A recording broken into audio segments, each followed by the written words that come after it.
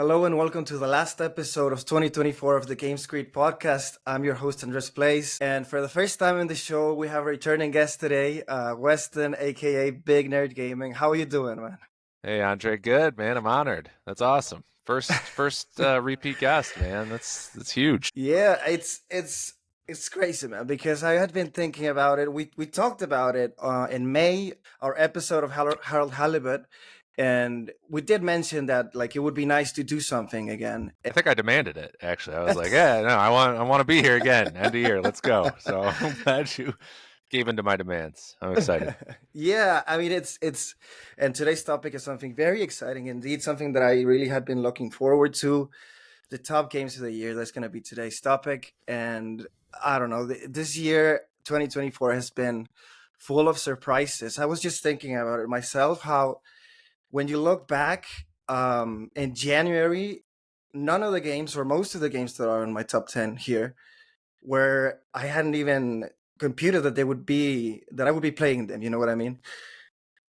How do you Yeah, feel? yeah. I mean, we'll get to it, but my top two were my top two most anticipated, just Oh, flipped, because I okay. actually did a list before the year. So Right. I was actually revisiting that myself. I think 3 of the 10 I played were on my list, but yeah, several. I mean, I'm looking. I mean, some were announced mid-year, some weren't on my radar at all, and I mean, I have one on here that I actually had no intention of playing, and it's my number 4 game. So yeah, I mean, I thought obviously, depending on what social media platform you're on, you can see a lot of negativity about this year. I had a fantastic time playing video games this year. I think there was a wide array of different experiences. I don't know if the top games this year quite reached the levels that people viewed last year's top 10 games or top couple games like the Baldur's Gates and all that. But for me, I actually, my top couple games are better than how I felt about my 2023 top games. So I loved gaming this year. I thought it probably eked out 2023 by a little bit, and 2023 was pretty historic in my eyes. Yeah, yeah, it was very historic. I would think so as well. But I think 2024 broke new ground. I wrote an article for Big Nerd Gaming that by the time this is out, it will have been published. Where I touch a little bit upon that same subject that you just said, which is, yeah, 2023 like gave us all of the games that they promised that they would, right? Like the Zeldas, the Baldur's Gate, Final Fantasy. But this game really surprised us, I think, in many ways that were quite positive. And as you said, there was some negativity, of course, but it's just part of the conversation that's nowadays on social media, I think. Yeah, a lot more new IPs in my top. 2023, my list was a lot more sequel heavy. So, and I mean, Yeah. I think as much fun as it is to play a sequel, I think when you play something that feels totally unique, Hmm. that's the pinnacle of gaming for me. Because I'm always someone, and I know you're the same, just constantly kind of seeking out new experiences. So yeah, Yeah. I think that's why I'm more in the 2024 camp personally. So I had a great time, and I mean, Yeah. every list I'm about to, all my top 10 games at least got a 9.0 out of 10 from me, which is not something that happens Wow. every year. A lot of years, there's a lot of 8.5s. I think I've had years where there's an 8 out of 10 or 2 in there. Uh-huh. So I rated them all 9. I had exactly 10 games this year at a 9 or higher, so they're all in my top 10. So um, That's brilliant. yeah, it's awesome. Yeah, that's amazing. Well, would you like to talk for a moment about the games that you would have liked to play of Uh, 2024 before? this first one's funny. Yeah, I would have liked to play Shadow of the Erd Tree. I think I didn't get far enough in Elden Ring. So I think I Yeah. got through the Fire Giant in Elden Ring. So Yeah. to me, I like the combat in Elden Ring. The Uh-huh. exploration is like kind of what I really liked about that game. So when I started getting stumped by some bosses, I was like, I'm good. But I would have liked to experience Elden Ring Shadow of the Erd Tree just for that. I don't know if it would have made my list, but there's that. Yeah. Um, Indiana Jones, I haven't been able to touch yet. That comes out as we're recording this. That officially comes out tomorrow. There's the early release. Right. So we'll see. It's got good reviews. I mean, there's a chance that reaches my top 10. I'm like halfway through a couple games, but overall, I think I touched almost everything I wanted to touch this year. I've been kind of cramming at the end of here, so a lot of games I'm not, I haven't experienced all of, but I feel like I have Yeah. a good handle on most of the games I wanted to play. How about you? Right. Yeah, I was thinking of Nine Souls. Yeah, I've been hearing like such praise for that game. I really think I need to get around to it sometime, especially because it has the sparing mechanic. And this year I played Sekiro and all of the Souls games. Um, and most people, I just found out that most people don't like parrying in games, but I What? quite like. Yeah, What? it's true. No, see, that's like I'm not going to be mentioned, but like I've been playing a little bit of Black Myth Wukong, and Uh-huh. one of my least favorite parts about that game is the kind of lack of effective parry mechanic. Oh, So wow. I don't like that. I mean, what? There's nothing more satisfying than that when sword hits sword and then you just come back. That's the best feeling. And it's so like dodging is tense, but like a parry, there's just another level of like intensity because if you screw up, you're getting hit. Mhm. So you can kind of screw up a Yeah. dodge and still survive sometimes. So I strongly disagree with that. And I might mention Nine Souls in a few minutes on a side note. All right. Well, yeah. Then we should start with our three runners up. Do you want to go first? One.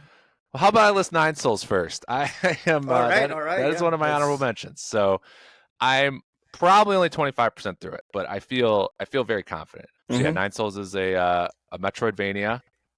Very, like you said, kind of. I mean, it's 2D, so I don't want to say Yeah. Sekiro combat, but yeah, I mean elements of that. Very, very parry heavy. Mm-hmm. Dodging. Enemy patterns are pretty easy to read, but it is quite difficult. Although there are difficulty settings as well. I am been keeping it on the standard, but there is an easy mode. So we'll Yeah. see if I have to flip to that. But like the combat's great, man. Based off your soul's journey, I can't see how you wouldn't love the combat. Right. And art style is Good. nice. The big surprise to me has actually been the storytelling. The Mm-hmm. storytelling is actually really fantastic. There's some really interesting character arcs. Um, I, Mm. I- as excited I've been for the combat, I've been, as you come across some of these bosses, the game kind of fleshes them out, and after you beat them, there's like kind of an artistic like flashbacks. It's not at all what I expected from a game like Mm-hmm. this. I think Metrovanias are usually pretty weak on a storytelling front, and this one's really Right. strong. So, yeah, I think you definitely should be jumping on it. That's one of my honorable mentions. Right, great. I definitely will because I saw people comparing it to Hollow Knight, and I saw the art style Tau Punk, which is it's a striking. That since you see it, and I saw a bit of gameplay, and it does look satisfying to play. So I think that's one of the main reasons that you would want to jump in, or I would want to jump in. My first runner-up is Toy Trains, man. It's a Oh game. yeah, I was reading your Yeah. thing. I was yeah. Can you explain this more for me? Yeah, of course. So Toy Trains is this PSVR 2 game that, as the people who follow me know, I've been quite vocal about VR as a whole. I got the Quest 3 later this year as well. And basically you're just like a kid in your attic, right? Like your parents like left you home. They went on a work trip or whatever. So they left you there with just like all of these bunch of like train kits, right? So each level you have to do like I don't know, connect the train from the houses to like the train station, right? And you just put a lot of tracks, and it's just a really cute game. There's not much to it, but it's like the 5 or 6 hours that you play, like you're really in it. And as I say in my article for Big Nerd Gaming, I had never done that before. I never really, I was never a trained kid. Uh, but I had recently seen the movie of Spielberg actually, and in that movie, when he's a kid, like they give him a train kit, and that's how he gets the ideas to make movies and whatnot, right? So I was a bit inspired to do the same when I was playing it. So I don't know, it's just one of these games that like take advantage of the medium, and like when you get close, like there's waters. There's like a river flowing down or a volcano, and when you get closer with the headset, you can hear the sound of the flowing water and whatnot. So it's these little details that for the 5 hours that you play or so, it'll keep you hooked. So it's Is it's nice. is that more puzzle or more cozy? Would you say? Puzzle, yeah, definitely a Okay. puzzle game. Like you just Okay. have to. It's that eureka moment, right? Because there's many different types of tracks. You have to go through hills. You have to go underground and whatnot. So it keeps you on your toes. It's fun. You're slowly starting to sell me on VR, but I'm still I don't know. Maybe one day, but just the idea of putting the Yeah. headset on just like ugh, just bugs me for some I reason. I know, I know. It's clumsy. I do think that I feel I feel that I look like weird, right? Like this guy, we're losing him. Like he's got a headset on. What's going on? Anyway. My number 2 runner-up, a game I just finished, just reviewed, Cool. Rise of the Golden Idol. Did you play the first one? I haven't. Okay, I so haven't. it's the sequel to Case of the Golden Idol. This is a point-and-click detective game, so you have a mostly still screen, and you just click through the evidence. You know, you fill in like the name, you figure out what everyone's names are. That's like its own puzzle. You know, there's other things to figure out. Then there's kind of like a Mad Lib style like puzzle, and then you have words, and you just got to fill in all the words to say what happened. It's tricky, but it's they don't hold your hand at all. Like this is one of the most authentic detective experiences I think you can find in gaming. A Wow. lot of detective, you know, I mean, a lot of detective games, they just hold your hand. They kind of, here's the next piece of evidence. You know, you cosplay as a detective. This game, you feel like a detective. You really do. And, you know, there's a, you know, couple small moments of frustration sometimes, but it's really satisfying. It's like the way some people act, you know, when they beat a big boss, like a couple of puzzles, I was like, let's go, you know, like I was pumped up, you know, when you get it first Yes. try. So it's exciting in that way. And they do give you hints. I don't think it's, you know, even if you're not the biggest puzzle fan, I think it's doable. It's just really smart. And the other thing is it actually has a Yeah. really interesting overarching story that, you know, the first game has a, like, really didn't expect it at all, blew me away. So I Right. was expecting it more this time. And once again, very strong story. Maybe not quite as good as the first one, but really great game. Really, really Right. great game. Rise of the Golden Idol, is it? Yes, Rise of the Golden Idol. All right.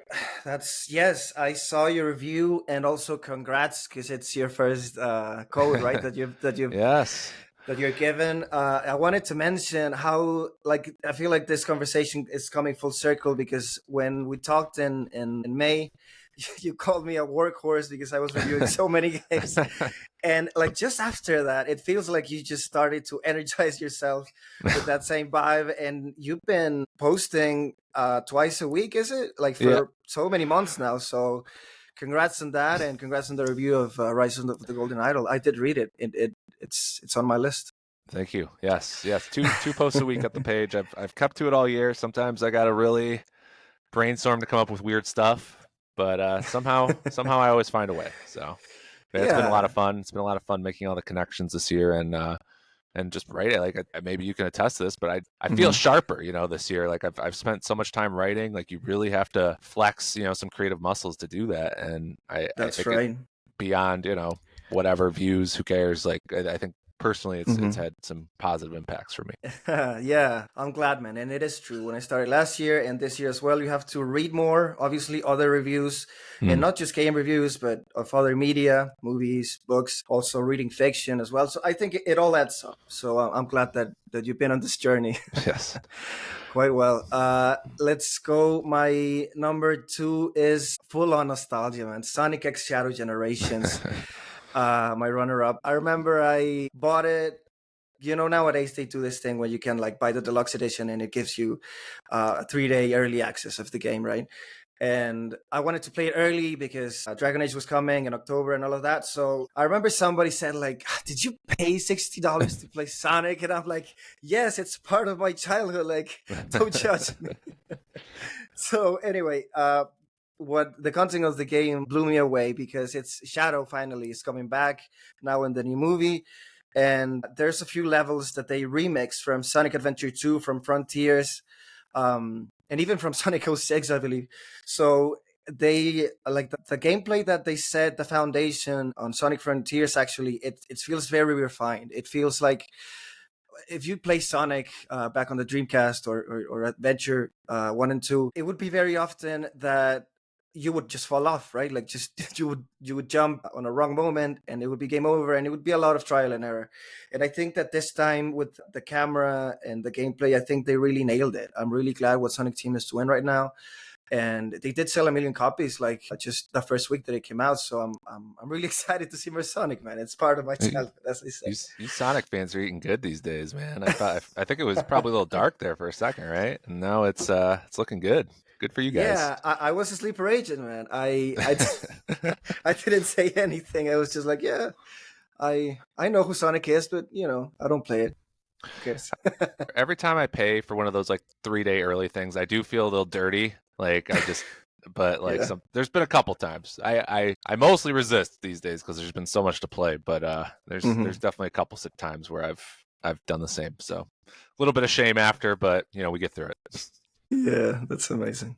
Uh, my last honorable mention was I'm debating between two, and I'm still not sure which one to pick. But Ah. I'll go. I'll Yeah. go. I'll go Helldivers too. I feel like we Woo. should mention that at some point. I'm impressed with this game because I'm constantly looking for new things. It's just tough for me to get wrapped up in multiplayer games. And honestly, I don't even think I played Helldivers much more than 20 hours, but not that much fun to jump into solo. I had mixed success with random parties, but man, when you get a good group, it is a lot Mhm. of fun. It's just this like awesome mix of so intense, but then so hilarious. Like I mean, It when is. yeah, like you're like man, it's just like man, you're just palms are sweaty, you're leaning forward, and then all of a sudden you're just laughing. Like Yeah. everyone's just laughing because this is the dumbest thing happened. Like I think one time I was the only one left, and I was like clearly the worst person because like everyone else was playing a lot more, and I was just like somehow just running and dodging, and everybody's watching me and cheering me on, and I somehow like got us revived, and it's like Yeah. those kind of moments, man. Those are the kind of moments only a game like that, like a multiplayer game, can provide like that. So Yeah. it was a special experience. I wish I was able to put more time into it, but still remember the little bit of time I had quite fondly. Yeah. That's an absolutely great choice. I also feel the same way. I played it in February, and it I played it also for like 20 to 30 hours, but then I remembered I don't like multiplayer games. I I I feel you. remember I remembered I like a story. I like to be connecting with characters and whatnot. So I that's when I like dropped it, and it's so funny that you mention it because I just played it last night after not playing it for so long, and that's what happened with some friends from social media. That's what happened. I laughed my ass off, man. There were situations where like there was a bomb that was on the ground that didn't explode, and then next moment my like the torso of my hell diver is floating through the stage, right? And I was just everybody just laughing at the moment.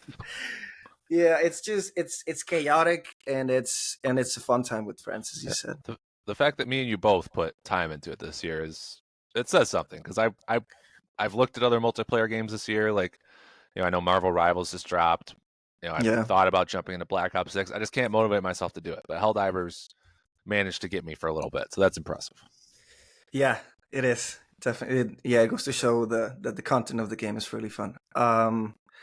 All right, my last one, my last runner up, so that we can move on to our top 10 is Grand Blue Fantasy Relink. Mm. I'm excited to talk about this game because I love Tales of Symphonia. I love the Tales of games, and it really gives off that vibe incredibly. The art style is pretty fun. There's like sky archipelagos, and it's like anime's art style, and all of the tropes that come with it. Like these evil bosses that can't be redeemed, and want to take over the world and whatnot. So it's I don't know. It's kind of like comfort food. Not to say that the game is bad in any way, or that it's like a guilty pleasure. Yeah, but I really enjoyed it. There's a lot of characters to choose from, and it also has multiplayer, which I just played like one or two rounds. But I don't know. It's. I think it was not talked a lot about this year, also because it came out in Released early. January. Yeah, that didn't help. Yeah, That so never helps. that always happens, and I hate it. Right, like great games, and some of them will be mentioned later on. Um, Great games that come out early in the year, and then like everybody forgets about them, right, in Mhm. their end of year list. So yeah, I thought that I would mention it. If this sounds like it could be your jam, like this anime aesthetic, cool action RPG combat, go for it.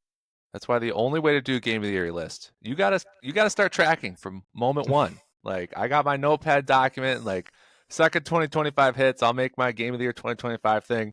I'll start Hmm. updating it, and after you beat a game, I try and wait a day or two to be like, let's see, let's make sure I'm not Hmm. like giving into recency bias right now. So, Yeah, yeah, I great think point. I think me and you both have several games that were released pretty early in the year, and it's the only way to do it.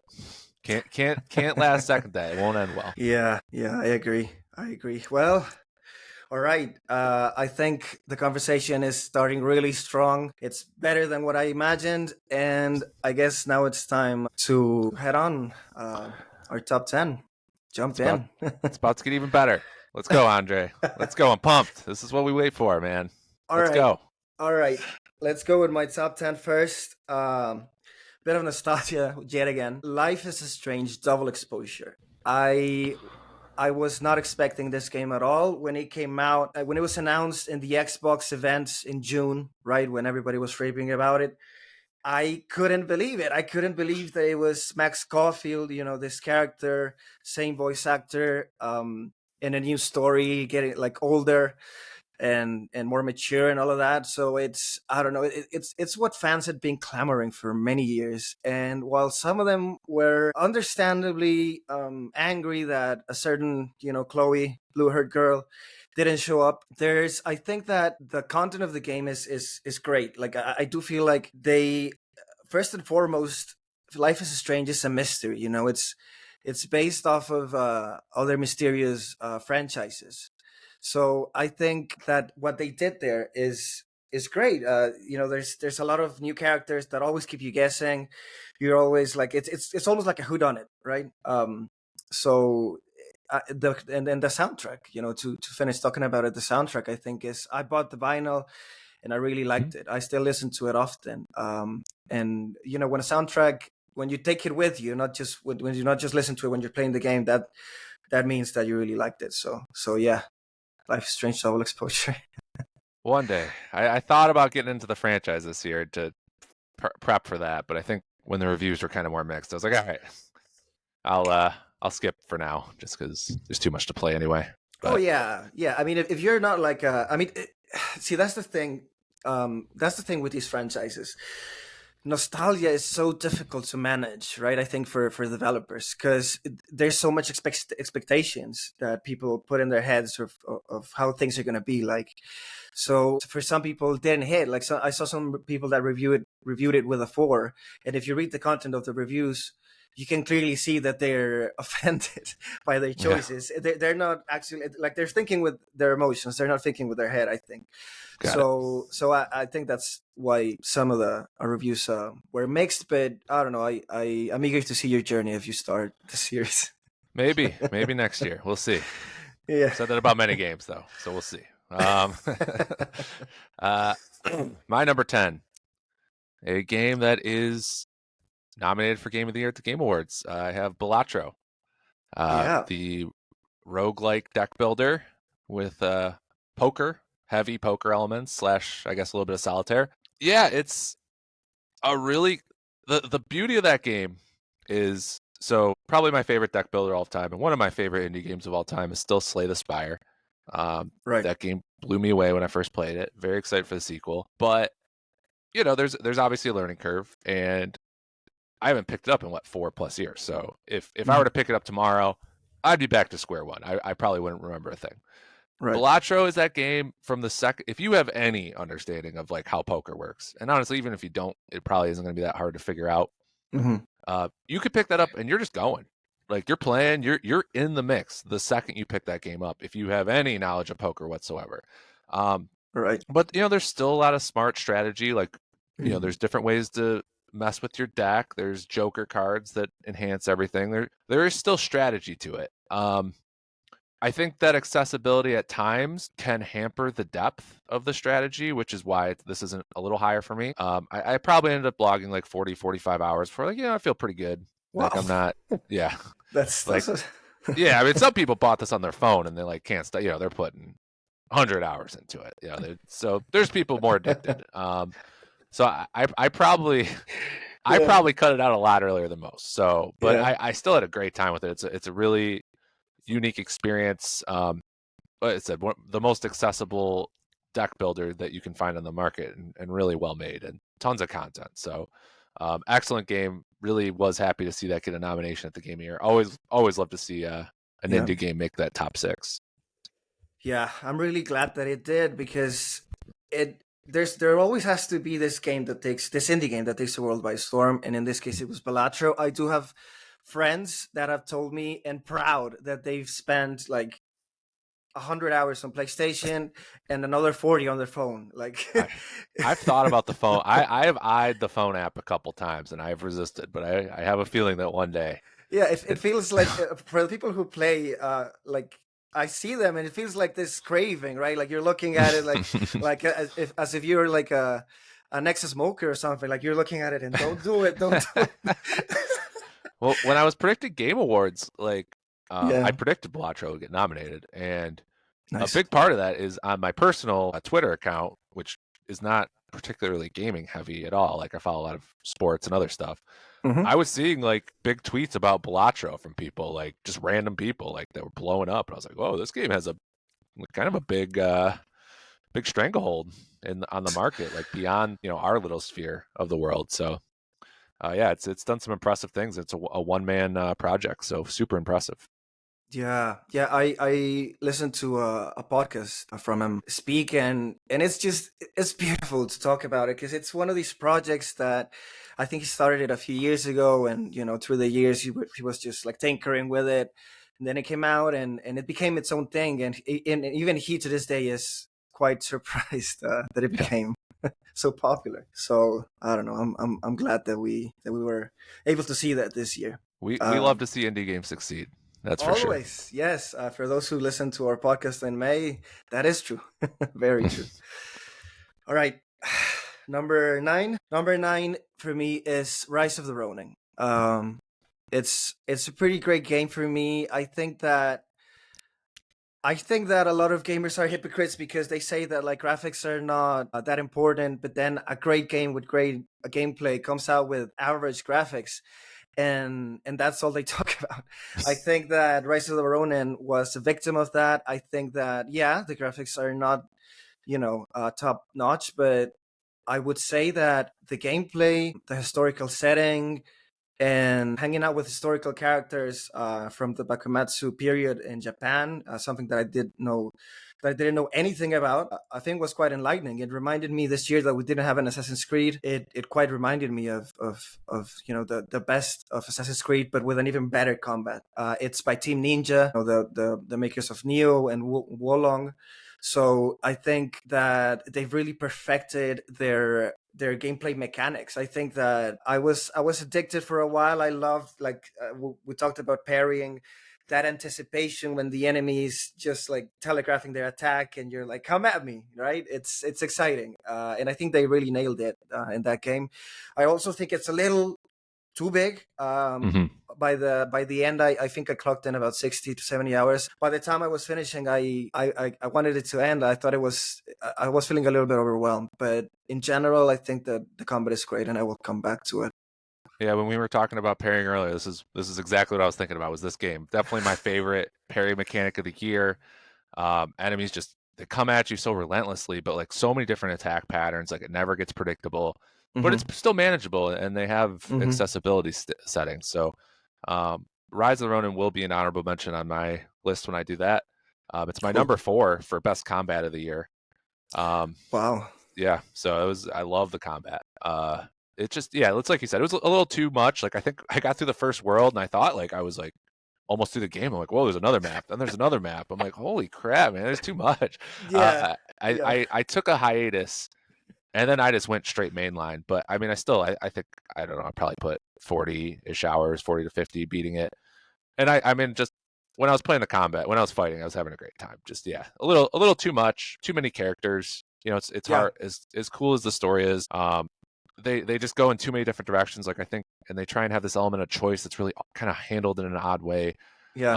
I think a more linear story actually would have benefited the game. But Hmm. yeah, the combat's just top tier, and it makes me want to go back and play more Team Ninja games because I kind of abandoned those for a while. So Yeah, I did play Wolong, and I think that, as I said, the combat is perfected in Rise of the Ronin, but Wolong is where you first see them playing with that parrying mechanic. So yeah, I do recommend it. And yeah, what you said it's true about like the decisions, because at one point you can be part of the enemies or and then part of the good guys, so to speak. So it's like why is your character just like flip flopping so much, right? So it's kind of dissonant towards like giving a good story like with a good impact. So yeah.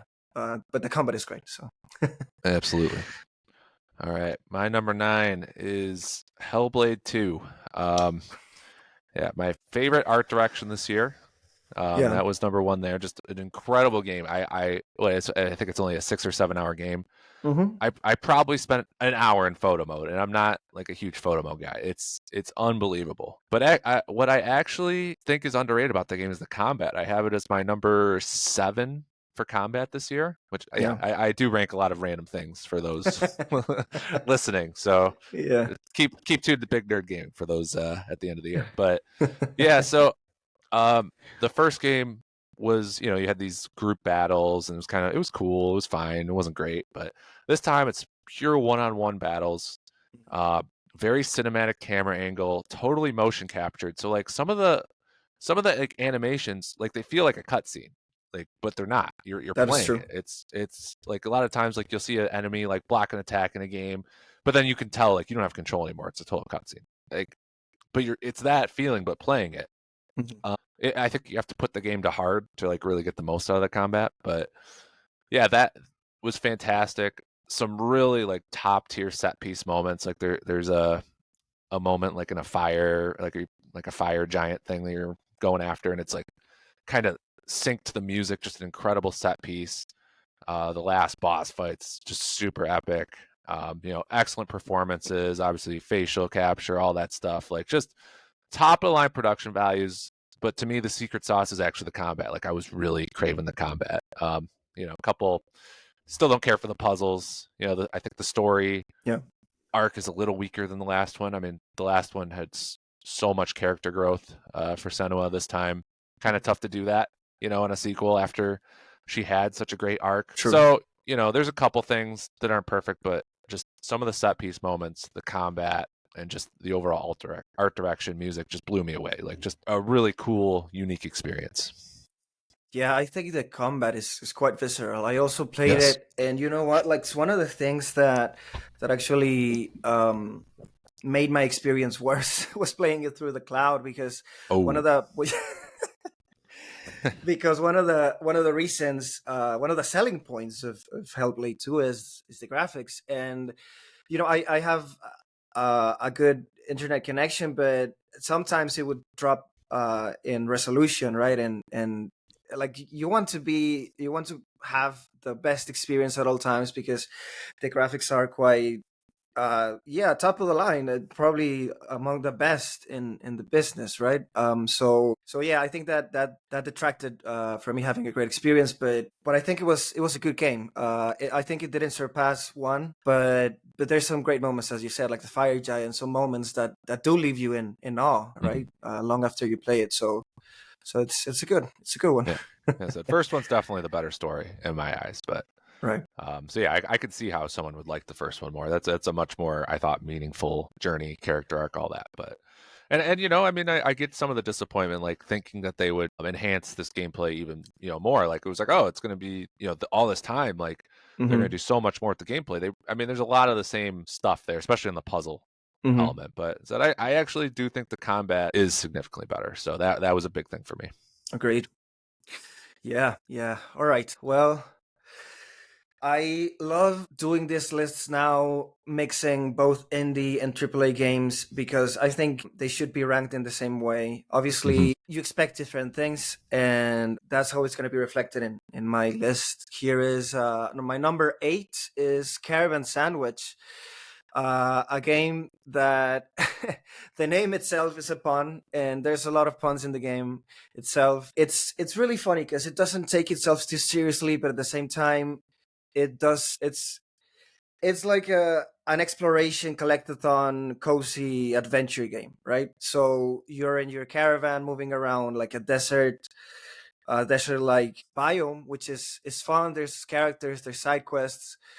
um So the one thing I've been curious about, because you've kept this game on my radar, but I haven't mhm. been like super, looking into it tons. Just minus, oh yeah, Andre's like this. I really should check it out. Yeah. What do you think the disconnect was between like the Open Critic score? Like what were they missing? On Caravan Sandwich, I think it wasn't too bad. actually. I thought that one had a. What is it, an 80, 70 something? I might be about to blow your mind. Yeah, go ahead. It's a 72. It's a 72? Ah, I blew your mind. I knew it. Wow. Damn. Wow. It's see, that's the thing. Because I looked at the developers and they were quite enthusiastic. They said that the Steam reviews were doing quite well, so I didn't know that. I think the disconnect, going to back to answer your question, I think is because most people are not patient. I would say, and I think that's gonna be a recurring theme in another game that I will mention soon enough. But I think that yeah, if you're critical of the game, there might not be much to it. Um, it's quite simple. It's just like a 10 to 15 hour collectathon. There's not much to it, but at the same time, for me, I'm a very heavy like music guy. So if the soundtrack really connects with me, it's gonna raise the score for me. I would say. So yeah. Oh yeah. I mean, I think sometimes we underestimate that for sure. In terms of how, I mean, if you're spending dozens of hours in a game, like if the music's not good, that can be a problem sometimes. So for Yeah. sure. All right, my number 8 game that was not on my radar whatsoever: Vanishers: Ghosts of New Eden. This is a very narrative game, with like kind of, I guess, kind of God of War styled, I suppose, but significantly worse gameplay. So let's just get that out of the way. The combat is very button mashy. There's a couple fun elements. You switch Yeah. between two lovers. One's a ghost, one's a person still. Hmm. So they have different combat. There's some cool elements. Um, some pretty satisfying exploration, actually. Like a lot of cool things to find. Unlocking shortcuts, all that kind of good stuff. Loot, RPG elements. So fun stuff there. But yeah, I mean, in the end, the highlights the story. Overall, just a very heartbreaking story with a lot of great themes, and basically, they're two ghost hunters, I guess you could say, and one dies, and they have a potential to bring her back, but they'd have to kill a bunch of people to do it. But Yeah.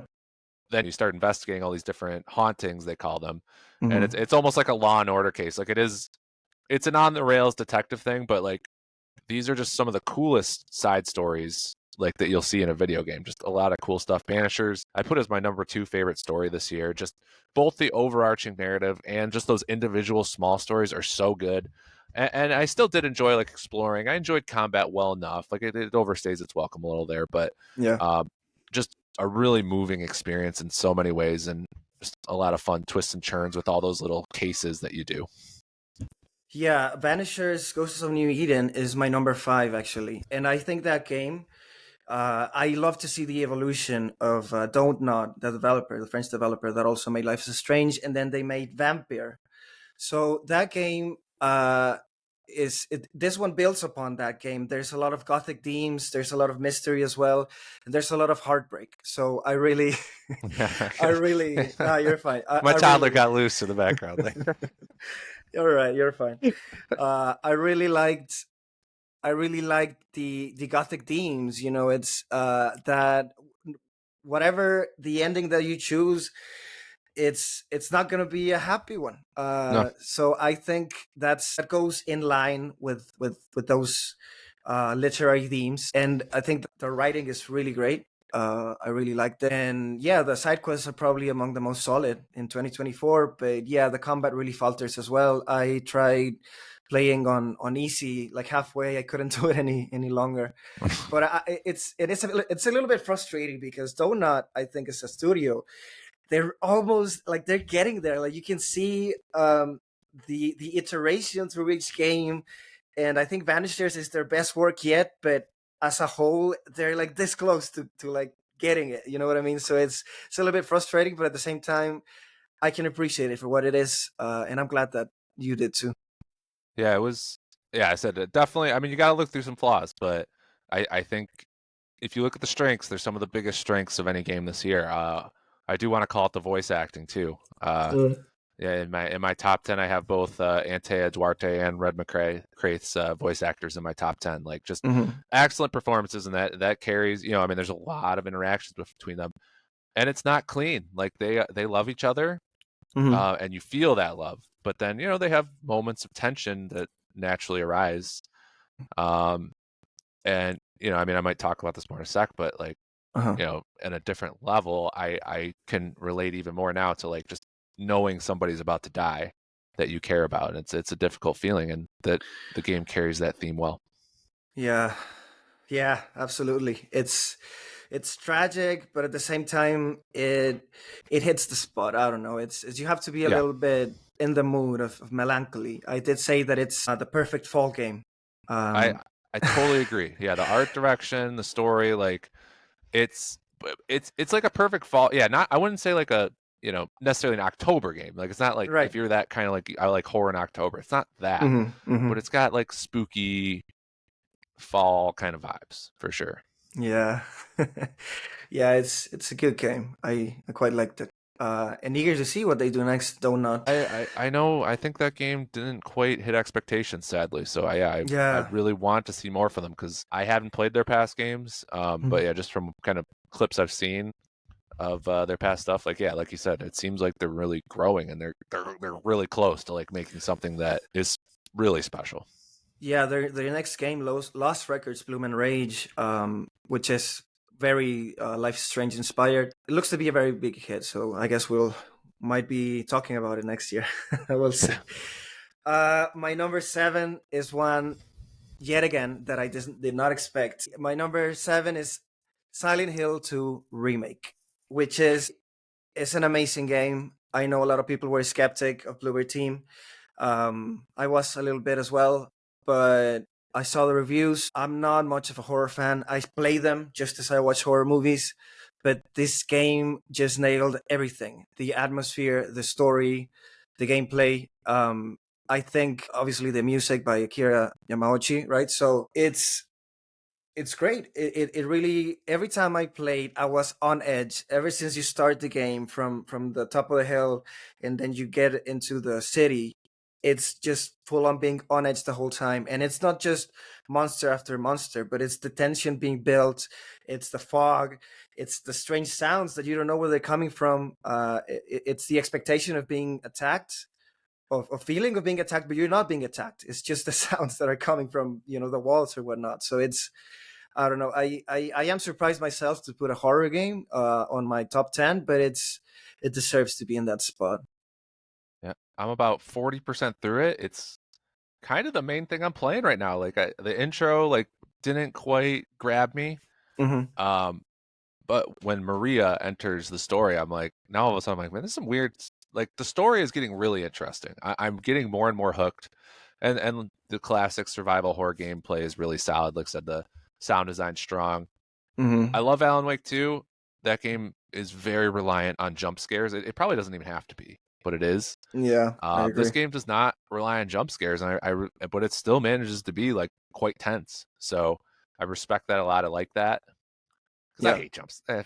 Screw jump scares, man. I don't like them. They're stupid. But Yeah. yeah, the the core gameplay is very solid. I'm in the hospital right now. I'm a little tired of some of these mazy indoor buildings where they have you going up a floor, down a floor, through. Like it's just like Hmm. the navigation can be a bit of a pain, but exploration is very rewarding as well. And I have a feeling like this is one actually of all the games I'm playing right now. This is the one where I'm like, there's an outside chance this hits my top 10 because I feel like the story is on the verge of really cooking. Like there is a lot of interesting stuff going on. Yeah, I think one of the most impactful moments for me while playing that game was when you enter the apartments and then you have the hospital and then you have some increasingly more horrible places.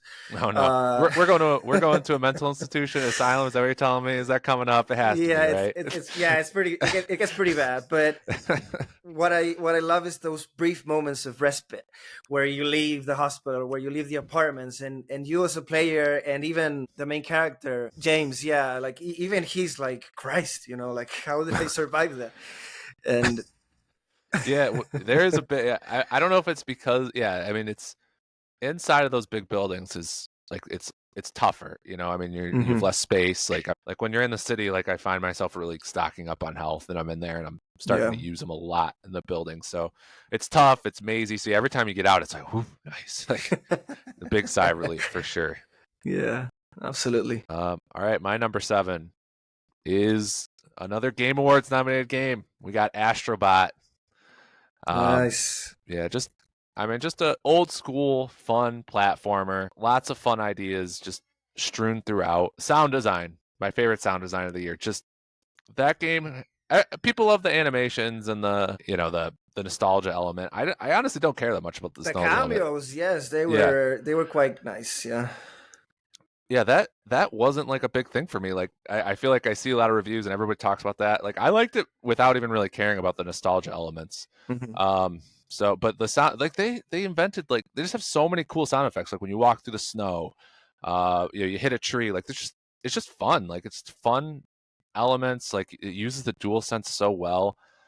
There's just a lot of creative ideas on there. I do think they maybe start to reuse a couple of them near the end. That's why it maybe isn't a touch higher, but it's just a really rock solid platformer with tons of fun ideas. Yeah. Yeah, I think that I bought it on a whim because it scored really well, Hmm. and I quite like the DualSense features as a whole, and I quite like the Astro game that comes with the PS5, right? So I think that they really expanded all of that. They made it really great, really fun. Like the 10, 15 hours that I played, I platinumed it. So I guess that speaks for itself. I'm not a trophy hunter at all, but I would say that I did have a lot of fun every time that I played it. I'm not a big platformer guy, you would say. Maybe that's why it's not on my list.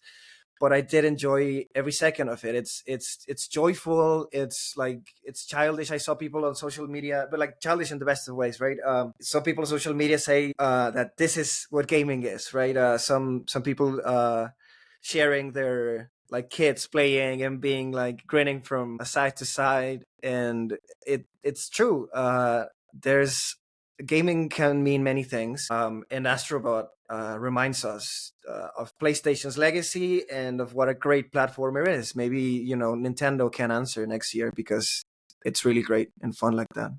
Yeah, that would be interesting to tackle a more nostalgic game like that. I guess Nintendo's almost every Nintendo game almost has its own nostalgia in and of itself, Hmm. where maybe it doesn't feel the need to. I guess with Smash Bros, I guess is the one exception maybe to that of sorts. Yeah. But yeah, no, it's an all ages game, and I think any age can get different things out of it. But in the Hmm. end, the core gameplay is really strong, and so Hmm. that's the most important thing, and that's why Exactly. it all works. Yeah.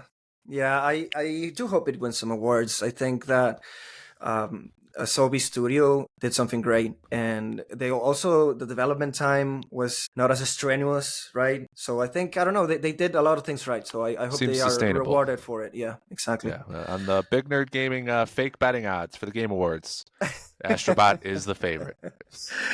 All right. That's so fun.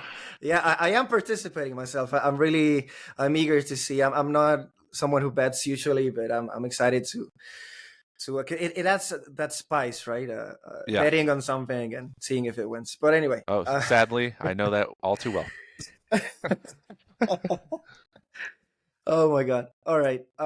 Well, my number 6, another great indie game, uh, Crow Country. Mm. I enjoyed it a lot. I was thinking, why did I choose this game like that? And I'm gonna say this again with my number 4. It just hooked me. It is this it's this horror adventure with a PS1 aesthetic. Kind of resembles FF7 in its graphical style. It's just like a 2-3 hour game. Has some puzzles. It's not that difficult.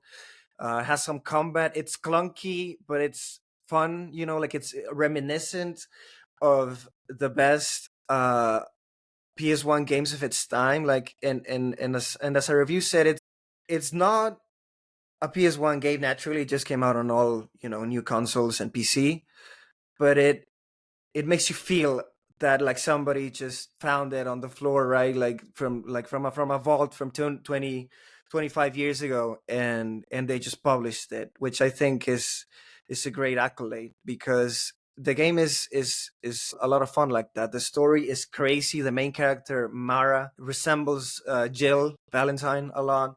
Mm. as well. So I mean, if you're a survival horror fan with, craving that bit of nostalgia, but also trying something new, I think Crow Country is definitely your game because it hits the spot, I think. So it wasn't on my radar because I did not play PS1 horror games at all. So if I didn't, do you think I would like it? Because that's been a big thing for me. Yeah, I absolutely would. I didn't have a PS1. I had a Nintendo 64 and GameCube and onwards, but I enjoyed it a lot. I was also thinking the same thing also on the article. It's going to be published in Big Nerd Gaming. I I touch upon that. I touch upon that fact that I was also a little bit adamant of playing it and reviewing it because I reviewed it as well. If it would hit me as well as it would other people because I didn't really play PS1 games like that. So I'm grateful to say that it did. I think that even if you don't if you didn't have a PS1 or if you didn't play the games from that time, the sound effects, you know how even in Resident Evil when you get to a save point, there's like a music because it's like a safe room. Uh there's this game also has that like safe room kind of music. So if you've played, Resident Evil, any of them, um, it it really evokes those feelings of those classic games. Cool. So yeah. All right. Well, my number 6 is a game that means a lot to me, actually. In terms of emotional impact, this might be the game that means the most to me for personal reasons. That's Crypt Custodian. So Crypt Custodian is another solo developed game, my second on the list, although he does, I think his brother does the music. But Nice. it's a top-down Metroidvania. Kyle Thompson, this guy's a machine. He made Islets a few years ago. That actually was my number 10, which was I think in 2022, which is kind of Hmm. I can't believe the turnaround. So I mean, I feel confident in saying I love this game beyond my emotional connection with it. But basically, so the game, you are a cat who passed away and like tragically in an accident, and you're in the afterlife, and you get after a mishap, you get sentenced to being a custodian in the afterlife forever. That's why it's crypt custodian. So it's like it's interesting. Obviously you're dead and as a cat, and you're in the afterlife. So it's like sad in that way, but then it's very quirky and funny in that way too. So it's got a nice mix. The music is just excellent. It's very chill, perfect for exploration. Like combat, super crunchy, great sound design, and I think I've played 8 Metroidvanias this year. Like it's just been a year of Metroidvanias, Hmm. and I have so many issues with the way they handle some of those Metroidvania elements. Like I'll have issues with the map, with like fast travel being just forever and just like backtracking and that kind of stuff. Like just annoys me. Or exploration that isn't particularly rewarding. This has the best like fine-tuned Metroidvania elements this year. Like it has a super extensive map. It doesn't tell you where to go, but it's pretty easy to like look. Oh, I haven't explored up there, and then you explore.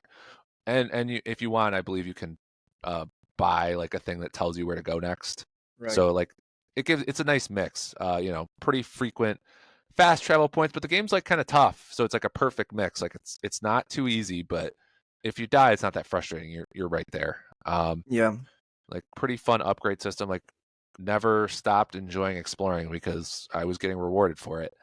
And it said it's just got this great vibe. Like just like this music is just like kind of sad, but it's just chill. It just fits the vibe perfectly. And I keep alluding to the emotional connection. So I started this game like just coincidentally, almost right around when me and my wife made the decision that we were going to put my dog down, who I've had for over 15 years. I'm sorry, And man. yeah, thank you. And it was tough.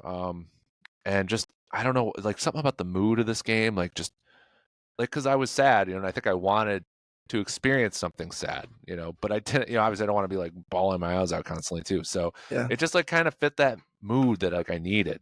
Hmm. And I played it, for 4 days with Chester in my lap most days. Wow. And then after it happened, I finished the game, and the game has a really nice ending. Yeah.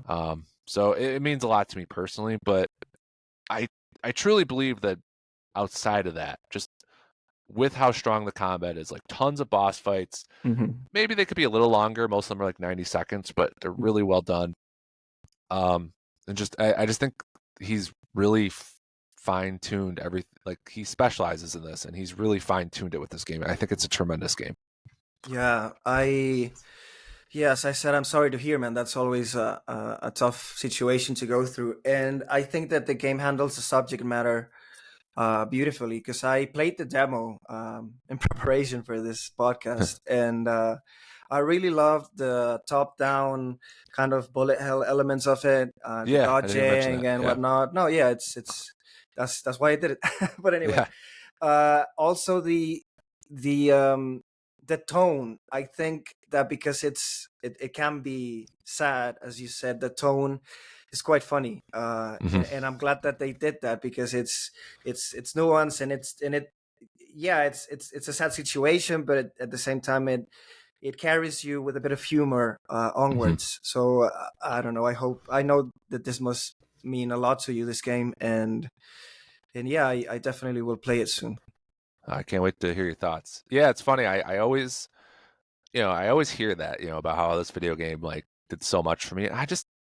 I love video games more than anything, but I can't really think of any like, oh, this game really got me through a dark time or whatever. But like like just it was just a weird combination of events, with just happening to pick this game up right at the perfect time. So Right.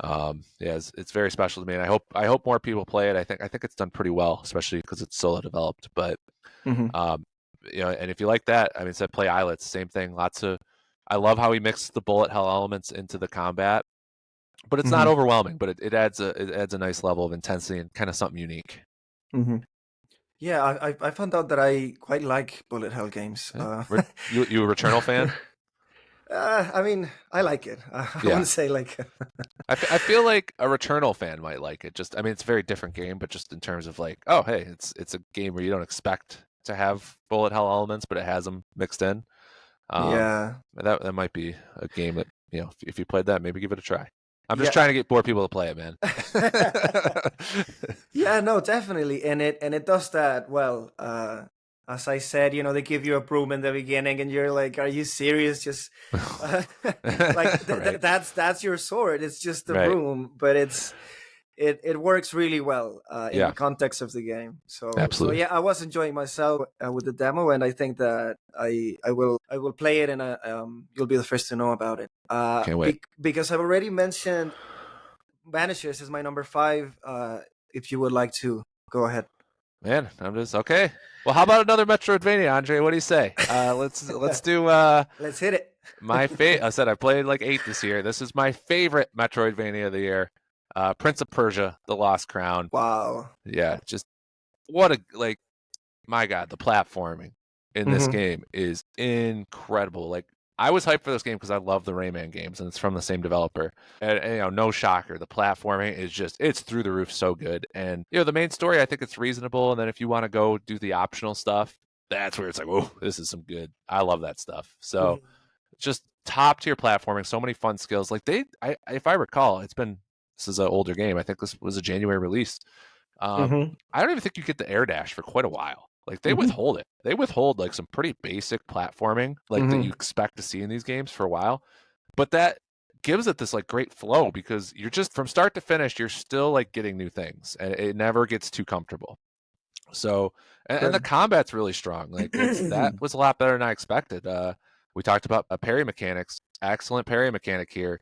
Nice. Really fun boss design. I played it on hard, which I think enhanced it for the most part. Minus, I think the final boss I gave up and just did normal. But Yeah. I do this. I'll play a game on hard, and then I get to the final boss. Like, okay, I don't need to prove anything to anybody. I'm moving it down to normal. But um, yeah, I mean, a couple annoying backtracks that Yeah. sucked. But and in terms of Metroidvania elements, this has one of the best Metroidvania features you will ever see. You can take a picture of the Hmm. screen and like Hmm. have it placed there on the map. So if you're trying to figure out where to go next to explore, you can Hmm. see a picture and be like, oh yeah, I have this ability now to do this. Like it's so cool, like that it lets you do that. And I hope that becomes more standard in more Metroidvanias. But yeah, really, really excellent game. Kicked off the year in a fantastic way. Yeah, that's amazing. I've been meaning to play it as well. I played the demo as well. Yeah. Yeah, you can do like the double jump, the air dash, the parrying, which is great. And what you said that about the Metroidvania elements, I love that. I'm all in for more accessibility features. I really love them, and they really enhance the experience. I mean, for me at least, having no QTEs or holding instead of tapping, it's these little things. Or in this cases of the Metroidvania elements, I've been struggling with Hollow Knight because I know now that it's part of the game to feel lost, to just move around the caves and just find your way or try to find your way around it. But some players like me sometimes just want to like move forward onto the next boss, onto the next area, and it can be frustrating. So I'm glad that the developers thought of that, because I think that just put it what you just said just put it higher on my list, so that's Yes, great. let's go. That's what this is all about, baby. Let's go. Now, you've put a couple of said Caravan's the one I got to get to too. So we're helping each other right now. Yeah, definitely. I loved about Caravan that um did a narrated review for it, so I think that's nice because you can see some gameplay, and you can see me narrating it, which is something that I first did this year. I hadn't narrated a video before, so that was fun. Yeah. But yeah, I also love talking about the subject of Metroidvanias. Tales of Kinsera Sao, I played it. I liked it. But see, that's the thing. I can't really play so many games of one genre, because then by the time, I play the second or third one, I will be exhausted. So maybe that's why I played Tales of Kinsera, and then I saw everyone raving of The Lost Crown. And I was like, I want to, but I just finished one. Like, give me some time. I need a break, right? But Right. I will get around to I trust you. it. So now Woo! we're to your number 4, I think. Yes. Oh my God, we're getting close. It's been great. My number 4 is your number 3, right? I believe so. Yeah. Okay, yeah. So we'll both get a chance to talk about it in this one that I am very excited to talk about, because I'm very vocal. If you follow me on social media, I'm very vocal always about if a game hits for me, I will keep on talking about it. Not just not just during the time I play it and my review at the end. No, I will, like 2 weeks later, I'll be like, hey, play this game, right? And that's what happened with me with Dungeons of Hinterberg, my Yes. That number 4 game, and my number 3. Yes, that's and correct. and Westen's number 3, yeah, because it's such a funny story. As I said, I play through the cloud. I subscribed to Game Pass actually to play Hellblade. That was like the main idea. Hmm? I think it was around July, and Dungeons of Hinterberg had just come out. I had heard the rumblings of it being a Zelda like with the dungeons, and Persona like with the social links. So I mean, that's high praise. Hmm. So I was interested, and I was like, well, it's in Game Pass, right? So let's take it for a spin, and it just it made me feel, um I don't know, it hit that part of my brain where it just rewarded you for, doing simple mechanics in the beginning, but then it gets increasingly complex.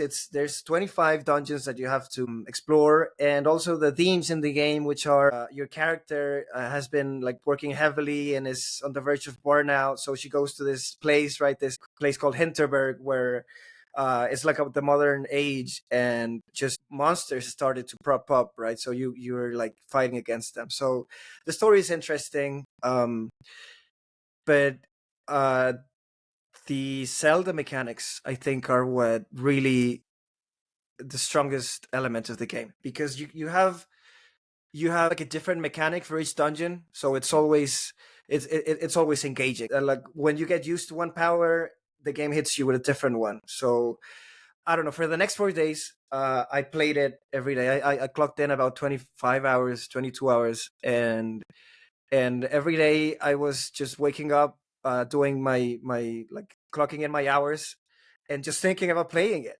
And I don't think that many games can do that. Yeah, I think I had a list and I think I lost it, but I believe this is one of 2 games that I Yeah. played start to finish this year. Like, because I'm a game hopper. I move around. Even if I love a game, I'll reach a point where I'm like, all right, I'm gonna play something else for a sec. But no, this is I was all in on this game, and it's like you said, the Zelda elements are the strength to me. I love the puzzle solving in this game. I said they keep throwing new things at you.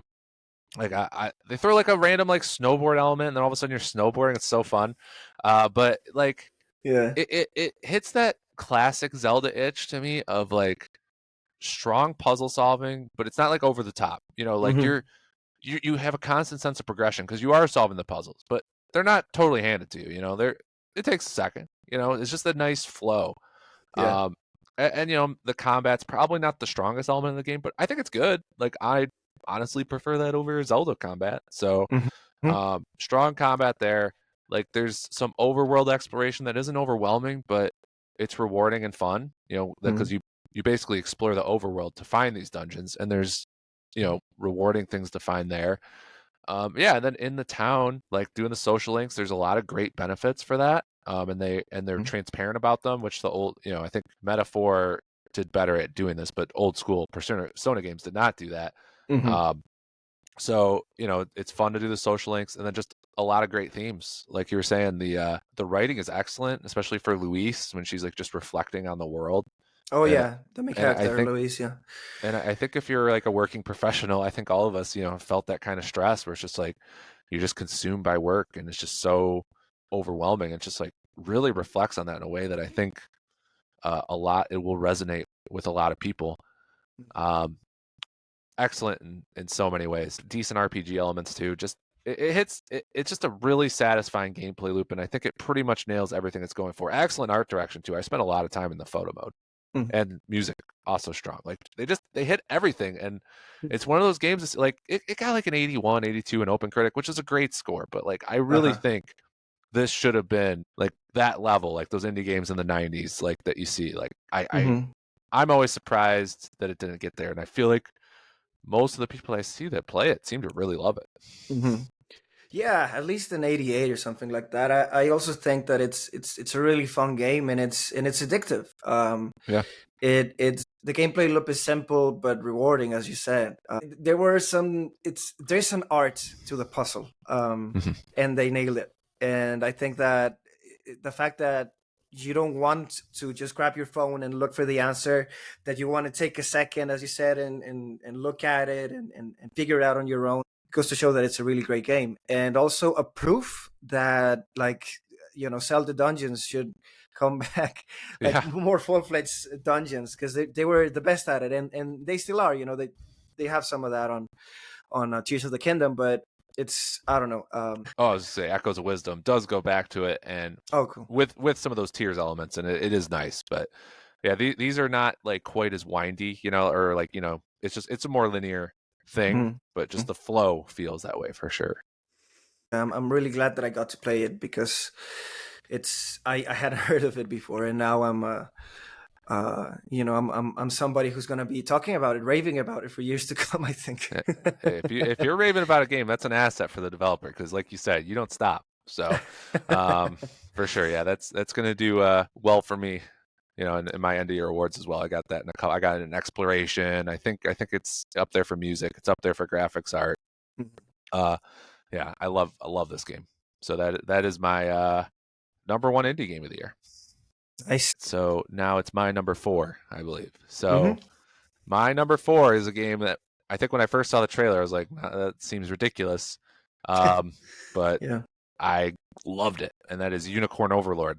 Oh. Um, yeah, the name, could use some work, but yeah, it's so Yeah. when I was a kid, probably I honestly at least maybe my most memorable Christmas of all time was the Christmas where I got Ogre Battle 64 and Harvest Moon 64 for my N64. I friggin' loved Ogre Battle 64, but it's just like, the strategy RPGs, they don't tend to have that kind of real-time combat. They tend to stick to the turn-based. This game is just such an excellent mix of the real-time, like very light real-time elements. So it's not overwhelming at all. Like it's just the movement. You're not managing buildings and all that. You're just moving the guys around. So it's got that mixed with some kind of Fire Emblem elements and just like putting Nice. your parties together, like you make these formations, with like I think up to 5 guys later on, and a lot of strategy to putting them together. you program them based on each situation. You can make it so they do different things because you don't select their attacks. Because if you did, the game would take forever. So but it's all accessible. Like, it seems overwhelming. I didn't spend nearly as much time in menus as you might think when I'm saying all that. I said combat's fun. I love that it's real time movement because I think in turn based movement sometimes sitting through the enemy phase never the most fun. Yeah. B, I always hate the little dance where you like go to the edge of their attack range and then you hope they're stupid enough to come down. You know, it's just like stupid. It's just dumb to me. So it takes away that. It's just real time movement. Lots of strategy with that movement still, but strategy with the overall combat, strategy with putting everything together. It's just excellent, and it has an open world that you can just explore in between battles, which I didn't expect, and it's actually really fun and rewarding to explore. I think I had Unicorn as my number 2 favorite exploration this year. Like, Wow. great animations, maybe a few fan servicey things that are a little cringe at times, but Yeah. it blew me away. Like, I played this game in like 20 to 30 minute bursts, on like just when I had a chance, and it took me like 3 months to beat, and I never got sick of it. Just an excellent flow, and just really nails it in every way. Minus the story. I don't think the story's great, but Right. everything about the gameplay, I like have almost no complaints about the gameplay, which is hard for me, as you know. I can usually come up with something. Yeah, I think that there's strategy elements to it. There's a grid, right, from your squad that you Mhm. can choose and change according to your enemy. So I think that's interesting. I did see some friends who are like a lot into strategy games who praise it so much. So I played the demo of it as well. I don't know. I'm still not sold on it because first, like, you have to, like, you move it like as a mouse, right? The squad, you're not moving the squad with your joystick. You're moving a mouse, like, dragging Yeah, you them. select. Yeah, sometimes Yeah. that if So I were to complain mhm. about movement, it's like when you have to be really precise, it's sometimes annoying. But Yeah, I might play it someday on like a gaming PC or something. But yeah, yeah. I think it's a good portable game, like, Yeah. because there's a lot of there's a couple of those, classic hour-long missions or whatever, but there's actually a lot of like 5-minute missions. Like, Mhm. you just go in, there's only a couple enemies, you clean them out. Maybe that one you use some of your weaker guys to try and build them up. Like, that's Mhm. that's one thing I also really liked is just there's a nice flow because you get those big ones, but it's not all that. So you have those kind of breaks, and then the open world exploration gives you a nice break too. So it's got a nice flow to it. All right. How long is it? Did you finish it? God, Yeah. I think it was 50 to 60 hours. So Oh that's why, wow. yeah, it took me 3 months because I was literally, like I said, just playing it in half-an-hour bursts. Yeah. But I just slowly got through it, and like, the ending, I it's what I do a top moments list, so I'm preparing for that. And All near right. the end of the game, there's just kind of like a moment where you're kind of looking upon the last battlefield, and it's just like, oh man, like, I've come a long way. Like, this is pretty epic. So, Mm-hmm. yeah, a lot of just tremendous experience. And yeah, if you like strategy RPGs, you'll probably like it. Right. Yeah. Yeah, I think I will have to make time for it because it really did score very well, and fans of the genre think it's one of the best. So I have no other choice. I'm a game Yeah, reviewer. you have to. I have to now. Well, uh, now we're close to our, well, now we're getting to our top three, which you mentioned already. Dungeons of Hinterberg is your third one. Yep. So I will go ahead with mine, which is Like a Dragon, Infinite Wealth. Some people will hate me for this, but I played Yakuza 6 in 2020. I had heard for years about Kiryu Kazuma, about the legend that he is, and I knew that 6 was a sort of culmination of his arc, and I really loved it. It's not a standalone story. Like, yeah, it gives a lot of context for those who haven't played the series before, and I really loved it. I loved seeing, meeting the Dragon of Dojima and all of the people around him, and these characters who really elevate the story, not just him. And then you have Yakuza 7, Yakuza Like a Dragon. with Ichiban Kasuga, which is the complete opposite of what the stoic Kiryu is, right? Just this ridiculous guy with a heart of gold, but Hmm. still like just the complete opposite. And I was really looking forward to 8 because it's something that I feel they nailed, and it's something really hard to do with which is merge the best of both worlds, which is the old and the new action action games with turn-based mechanics. Kiryu as the stoic, and Ichiban as the ridiculous guy. So I think that it's a very strong game. It sometimes it takes you too much in one direction, sometimes a bit too much in the other. But as a turn-based RPG, it's really fun. Leveling up is always a great time. Getting new abilities and whatnot. So I think that it also came out in what, January, right? Yeah, it Late was another early. January. I think so. It was early. And it's still stuck with me. The story is really intense, really heartfelt, and they pay homage to what came before it, and also treading new ground at the same time. I'm really excited for the Yakuza series as a whole to be more recognized in the West and in general, because it has everything. It has wacky moments, it has heartfelt moments, a great combat, and a bunch of mini games that you're really gonna love. Yeah, there's yeah, it meshes all those things really well. So Infinite Wealth was my number one honorable mention. I just didn't mention it because I knew Hmm. um, that you were going to have it, so figured Right. I'd save it. Hmm. Yeah, it's like one of the most emotionally impactful game moments in the game involves like adults in diapers, like creating like a snowstorm. Like that encapsulates the series for me in a lot of ways. Yeah.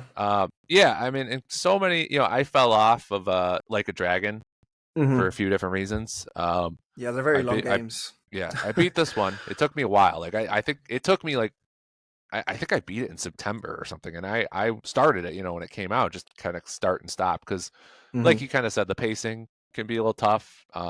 Yeah. I think combat could be a little too long, but a lot of strong improvements from the first game, like in terms of combat, some really huge improvements that make a big difference. And the two big new mini games, Doko Island and Sujimon, are like Oh yes. top tier. Like those are two of the best mini games you will find. Yeah, in terms of optional, I rank optional content. Hmm. If that is That's my number perfect. one for optional content this year. Like just That's amazing. I mean, like just even the baseball game, the golf game, the shopping cart can game. Like there's just so many fun little distractions. And yeah, I mean the story has its stops and starts, but one of my favorite plot twists this year, at one point, Hmm. and the ending. Like, well, not. I actually don't like the ending that much, but some of the Yeah. stuff building up to the last battle is like, Hmm. dude, come on, like just you're pumping Yes. your fist. You're like, Yes. oh my god, let's go! Like, dude, it fires you up, man. That game, Yes. if you have if you are like it at all, you will get fired up before like the last battle. Like they do just a tremendous moment of those kind of like big climactic moments. Yeah, they sell it very well. I know exactly what moment you're talking about, and I'm not gonna spoil it. But yes, absolutely, you're Oh man, you're pumping like. I'm getting pumped just talking about it, man. Yeah, So that's why it's my top three. yeah, great. Yeah, I said it's basically my number 11. So Yeah, totally respect it, and I know people great. that have that near their game of the year. Yeah, me too. I've Uh, seen some. my number two was my most anticipated game coming in the year, and it pretty much lived up to the hype, and that was Metaphor Refantasio. Um, was very excited, for a project from the Persona developers that goes in a more adult direction, taken away from the school, and I just think they nailed it in so many ways. I love the combat. I think it's like my number two or three for combat this year. The class system it's so deep, but it's easy and fun to use. Like just a nice mix of depth with accessibility. Um, yeah, the story. I mean, the story never slows down. That's my number one story of the year. Some of my favorite characters of the year, some of my favorite moments of the year. Just, I mean, there's one moment in particular that's probably like my number two moment of the year. The social links, just like Persona, just some incredible stuff there. Just one of the first party members you get. I don't even want to say his name because I guess it's a late spoiler, but just they just nailed just about everything. Maybe a bit grindy at the end. I think held it back a bit for me, but they took the Persona series. They made a lot of smart adjustments to that formula, to the combat, the class system. Like I hate managing the personas. Like the arcs, the archetype system's much better. Said story. I think it's better story than any Persona game. Some of my favorite characters. I think they nailed it in almost every way. So that is my number two. Tremendous experience. Long. I think it took me 80 hours or something. But Yeah, and for some 100 I saw as well. I am very excited to play it. It's I love video games. We've been mentioning it, and I love when a game does well, and I love when a game does really well, and it did. Right? It's a score on Open Critic is what 93 or something. yeah, I think right around there. Yeah, I think it's besides Erdtree and Astrobot. I think that's where it is. Right. So it's turn based in a world where many developers are turning into action based games, which it's their prerogative. It's great, but I'm glad that this turn based game did so well. The story, I read a review from Gene Park, which he adds some quotes from the developer, um, and they had their head in the right place. Mhm. I Yeah, a think lot. that from the get go, this concept that like democracy and like it's not a dream. You have to work for it to make it a reality every day. I think that just to hear about that idea for what I am and for what this game is representing is making it really intriguing for me to not just difficult for me to not just like jump in right now, but as I just finished a 100-hour game, I want to take some Yeah, time. it's tough to do that back to back, man, But for sure. I will. The themes, yeah, like you said, the themes are really fantastic, and they're not subtle with them, right? But that's okay, because even though they're not subtle with them, it doesn't feel over the top or in your face, and I think that's just because the writing is so strong. Like there's just, Right. I mean, and the voice acting strong too. When you're traveling between areas, there's like a narrator, and there's just these kind of like flowery descriptions that are just so excellent. It's just like Yeah, so like reading enamored a by them. book, right? Yeah, it was like reading a really good book at times. Yeah, the Nice. writing is so strong. The localization's excellent. Yeah. They pretty much nailed everything. Like I said, a couple small complaints, maybe for me more near the end of the game, but I think for the most part they nailed it in almost every way. I mean, Luis, uh, best villain of the year by a mile. Oh Like, yes, yeah, yeah, yeah, yeah. that The guy villain. is unbelievable. And they keep him present. You keep seeing him consistently throughout the game, and that's part of why he's so strong. So Yeah. yeah, man, and they do, it's turn based, but they do throw in those light action elements before, Mm. and that really enhances the gameplay flow. Like I love being able to just take out some of these enemies before you even have to fight them, or getting that head start. And you don't have to do it, but I played on hard, so it was kind of necessary. Hmm. Um, yeah, they could do a little better with the action combat. There are some frustrations there, but it's an incredible start to a new IP, and Yeah, it's a whatever new they do IP. next with it, I have a feeling is going to be even better because I gotta imagine they learned a lot from this one. Yeah, yeah, that is very exciting. A part of me kind of wants to hold off because I don't know if they're gonna do like a game of the Yeah, year edition kind of thing. I don't know. you I would, will still hold off for a bit, but like I'm definitely very aware of it, and I'm very aware that it's many people's game of the year. So I'm glad we got yeah, to talk about it. there probably will be a Royale version down the road that'll Hmm. clean up some stuff. So yeah, I mean, if you're not playing it now, it might be smart to wait, but Yeah. we'll see. We'll see if you get too tempted. All right, my number two game of the year, which you know very well because we dedicated a whole podcast to it, Yes, we did. is Harold Halibut. I'm really glad that I get to talk about it once again, even if for a brief moment, because I've been able, since we talked about it in May, I've been able to bring it to the real world with my real life friends and talk about it, right? Because most of them by now they already know that this side gig kind of became very important to me, which is writing about video games and talking about video games. So I to talk about its main idea, which is friendship. right? Which Harold discovers friendship with an alien being, and they become best friends. I think that like to have a game as this sci-fi game about an underwater community stranded in an unknown planet and making it so mundane and so funny. It just, I don't know. It's something that I really did not expect for me to love so much. As we've talked before, I gave it 100. It also had a 76 on Open Critic. And I go back to that. I said it a moment ago, and I say it again. I think that a lot of people just want like the reward instantly.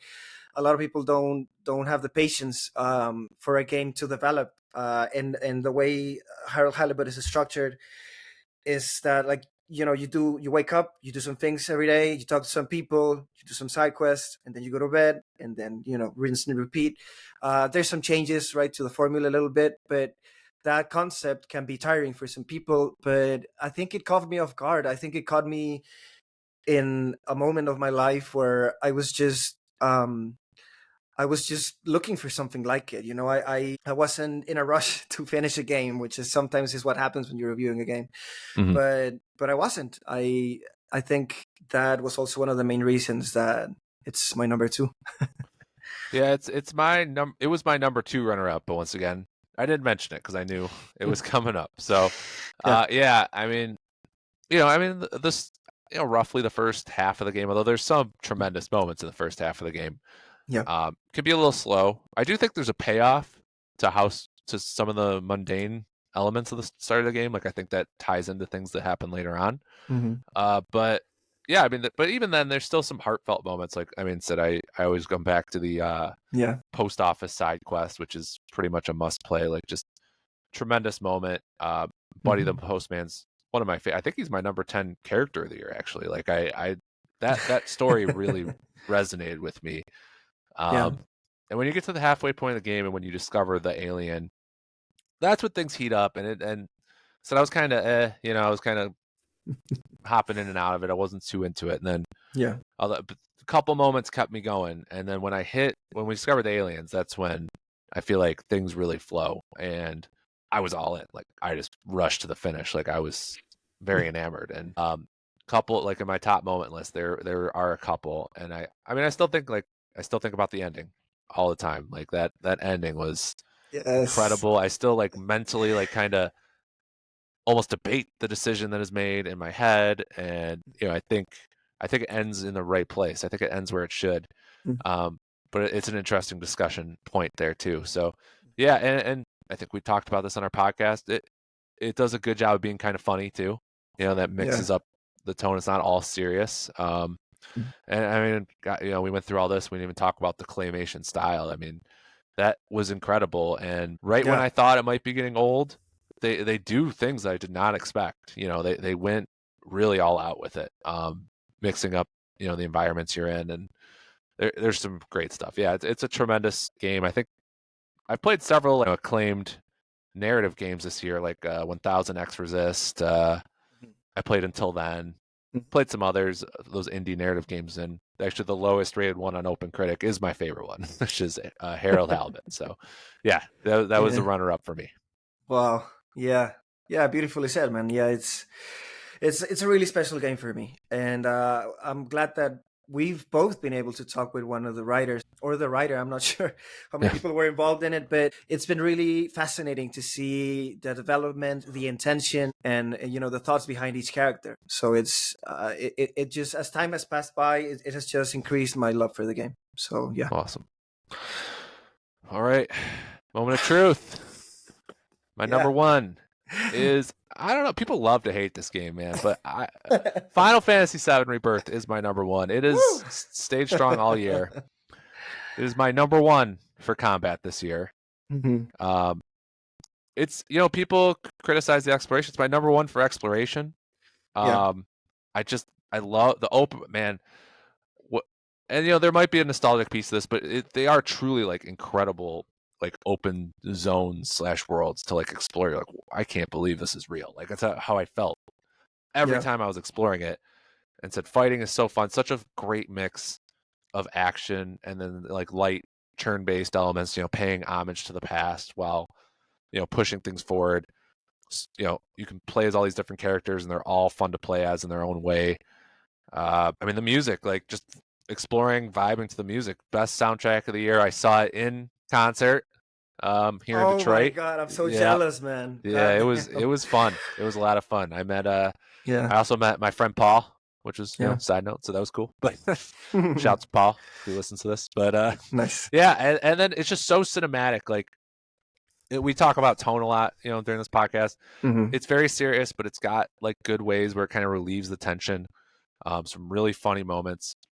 I did a list of my top 25 moments for this game and for Metaphor on my Hmm. blog, and like I'll look back at the 18th moment in Rebirth. I'm like, man, that was awesome. Like I still remember it so vividly. Like they're like just random moments. Like there's like a stupid rap that they do before like a Coliseum battle, and it's so stupid, but it's funny as hell. Um, there's a random moment where Barrett's just like talking about being a father. It's so good. Oh yeah. But then the classic moments that you'd expect from the first game are just Hmm. done really well. Like the overall story isn't actually that good. It's kind of like a weird meandering midpoint of the story, Right. building up to things, but there's so many tremendous character arcs. It's so well done. Yeah, yeah, absolutely. I saw a podcast with Brianna White, the voice of Aerith, and I really loved her process. How she and everybody else felt so sure of their characters because in the first one, it felt like a dream, being casted, to be this such iconic character. But now she feels like she really grew into it, and they all were a little bit more playful with it. And I think that really reflects on the final product. The game really is amazing. I do love it. I love all of the characters. I love playing as Nana, Red 13, and as Yuffie. And I think that the only reason that it's not on my runners up or my top 10 is because I just want to know what's next, man. By the time it ended, it left me unsatisfied. Yeah.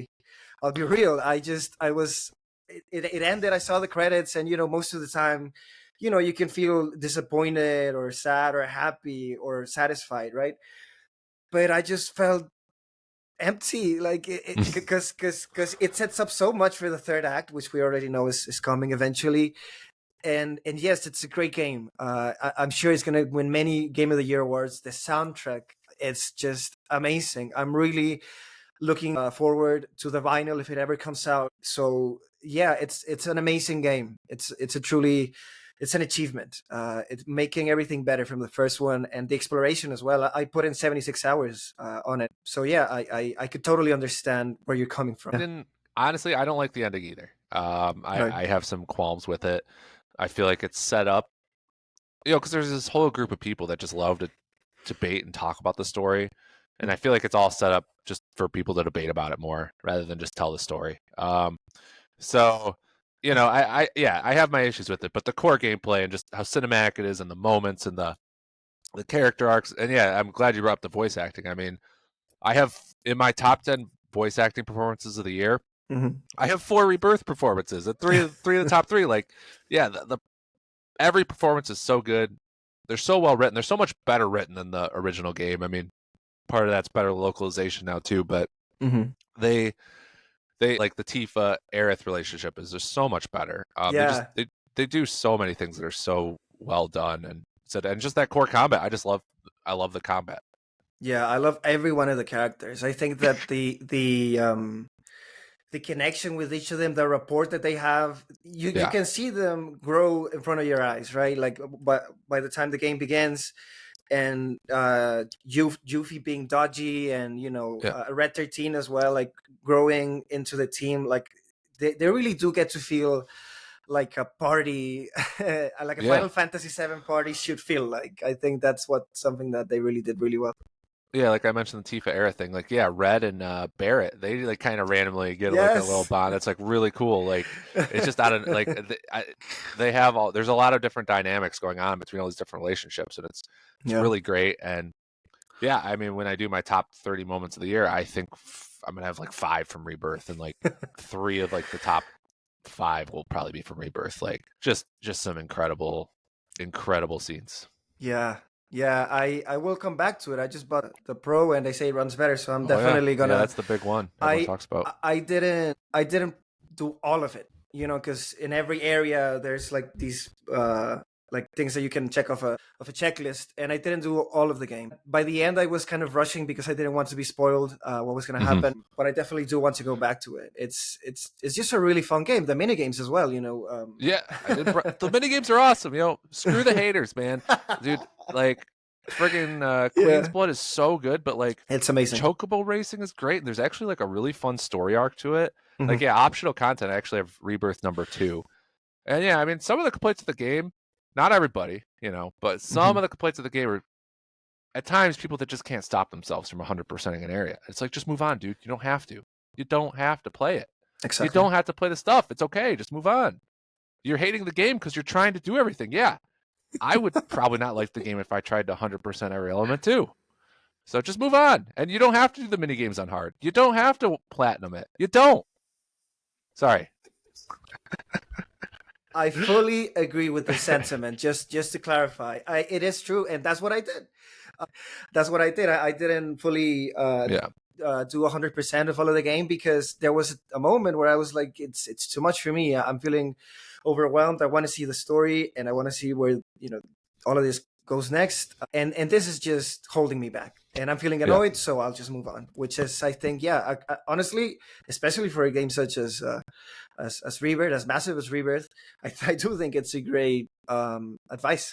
The the piano mini game is another one I forgot to mention. That was one of my favorites. I mean, the music obviously in the game is so good. Yeah. So being able to play some of it on the piano was awesome. Yeah, lots of great memories for that game. I gave that game a 10 out of 10. That's the only game I gave a 10 this year, and I didn't give any games a 10 last year. So yeah, it's not something I give out easily. Yeah. Yeah, it deserves it. It totally does. Well, All right. and it's so funny that you started your number one by saying this is a game people love to hate because because this couldn't be more true for my number one, which is Dragon Age: The Veilguard. Oh Um, man, no, you're really stepping in. Let's go. Love it. yeah, it's something that I debated a lot in my mind. All of the games that we've mentioned so far, I think they're absolutely amazing in their own right. I mentioned this in the end of my article, that emotions are strange. Like you just said that you loved Rebirth's combat. I didn't really gel with it, but I kept carrying on because I loved all of the other elements of it, and I think that Dragon Age: The Veilguard for me did everything right. So I couldn't lie to myself and be like, oh no, because people online and whatnot say that this or that about the game, they're gonna influence me. I played Inquisition. I played Dragon Age and Dragon Age 2 on the PS3. I played Inquisition on the PS3 and PS4, and they set up. If you played the ending of the DLC of Inquisition, which is called Trespasser, they set up what happens in this game. And last time I saw that happening was in 2016. So for me, I guess you can infer obviously that there's a lot of nostalgia involved. And yes, it's been a long time coming for me. I was really looking forward to it, and the payoff, the emotional payoff for me is amazing. I was shedding tears at some points in the story. In the third act as well. It just feels like a blockbuster fantasy film. They really set it up. You're still playing it, so I won't get too far ahead on that. But just like Mass Effect did before, a lot of people mentioned 2 and 3, which is correct. Just as every little thing that you do with side quests of random characters and companion quests, all of it coalesce and all of it just comes together in the end in a way that feels so rewarding for me, and something that, having just finished it a few days ago, 100 hours as I said, it just made me happy, man. Like every time I played it, I was like, oh my god, I finished my chores, I finished spending quality time with family and friends. Let's play like Time to get to Dragon the real Age. stuff. Time to get stuff that matters. Yeah, I'm like Yeah. 60% through it. Yeah.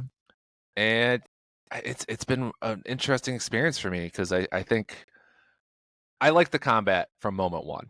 Combat's great. Like sound design's excellent. I'm playing as a warrior. Like the drop kick move is just a blast. I love how many pits they give you to kick guys and cliffs to kick guys off of. Yeah. You know, a lot of cool skills and like using your party stuff to like make combos is fun. Combat's real, and the parry. We love our parries, the right? Yeah, parry is great. Minus, I think the unblockable attacks, the indicator's not good enough there. But overall, I've loved the combat. It's just I wasn't into the story early on, but once everyone gets recruited, I'm much more involved, and the characters are starting to get explored a little more in interesting ways. Like I wasn't into Emmerich at all, and then he had the arc about his fear of death as a necromancer. I'm like, oh, this is a theme I don't see explored often. I mean, lots of people are scared of death. I mean, you got these warriors going to battle. Not a lot of entertainment talks about that. I feel like what are they going through? So like just seeing that explored, and just when the story once you get everybody, I think is starting to pick up. And like you said, there's so much cool like side stuff that all blends together with like you can level up your companions, you can level up the shop, you can level up the factions, and a really strong skill tree too. So like a lot of great RPG elements, a lot of exploring like God of War style exploration, like a lot of rewarding exploration with that. Like I love when you find the loot and it upgrades it for you. That's like the best feeling, man. It's like heck yeah, it's just nice inventory management there. So it's a game that's just I'm rarely like in the mode of like I need to play that, but I'll sit down, I'll play it. All of a sudden I'll find myself that's what I played for 2 hours, So if the story, I've heard great things about how it closes up. So this one has a outside chance of making my top 10 when I finish, but I think it'll probably settle in as an honorable mention.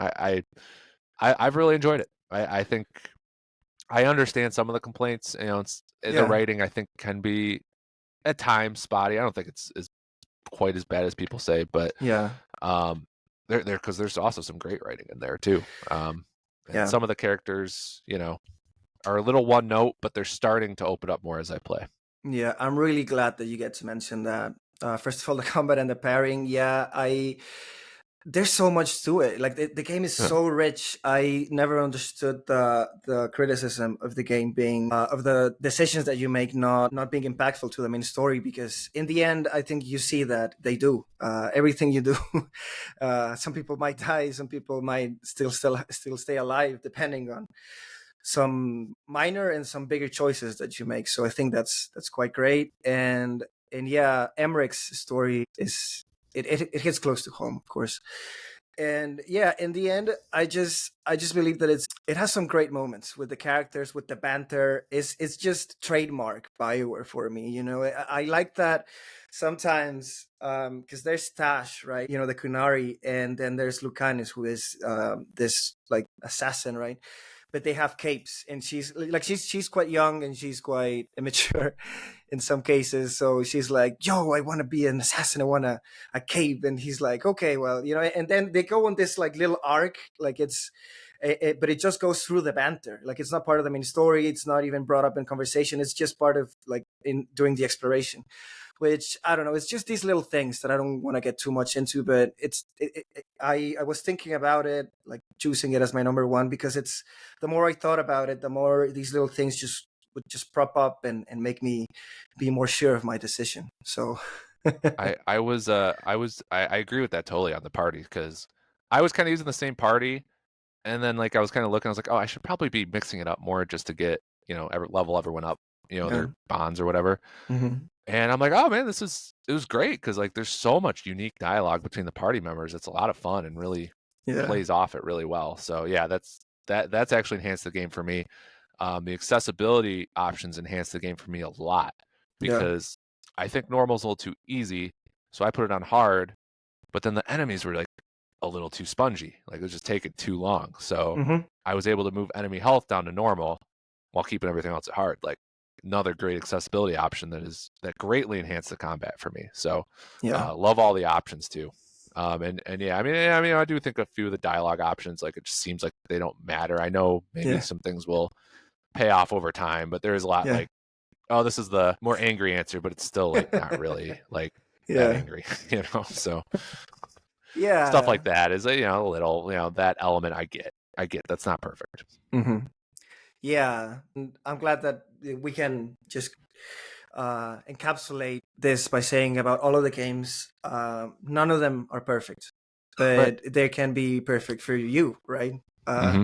Or for me. So I think that's the most important thing. I'm really excited to see this, the award season. I want to see some games be recognized more, and I'm glad but we can put in, our little effort here to maybe bring more games into focus that we love. So I think that's pretty amazing. Yeah, as much as I'm a huge Game Awards fan, but yeah, I mean, we know there's a lot of games that don't get mentioned there. That especially the indies, but even some like like Banishers. I mean, come on. I mean, like not having Red or Antea in one of the best voice acting categories, like that's insane. Anyone that played that game would know that one of Yeah, those characters deserve that. So yeah. that's what the indie writers are here for and podcasters. Yeah, that is our job to give them the spotlight, which we will continue to do. Wow. Anyway, Woo! what a chat. What a Yeah, man. wow. Well, any last words, any comments of my list of games or anything that you wanted to mention?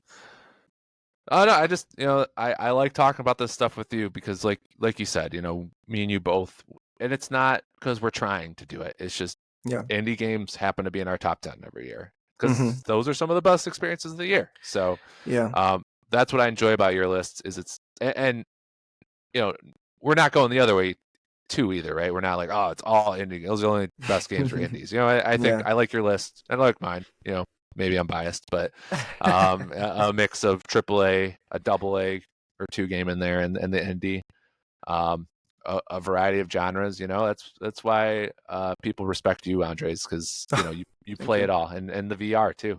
So I like that about your list a lot. So, and Yeah. I had a great time talking about this with you. Absolutely, man. Thank you for being here. And that is very true. I last year I made the mistake of doing two game of the year lists, one for indies and one for AAA games.